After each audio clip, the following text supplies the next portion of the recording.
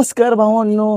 तर कसं काय, बरं आहे का? आपलं तर बरं आहे. आपला एपिसोड आहे 204 आणि आज आपण वर्कआउट घेतलेला आहे चेस्ट आणि ट्रायसेप.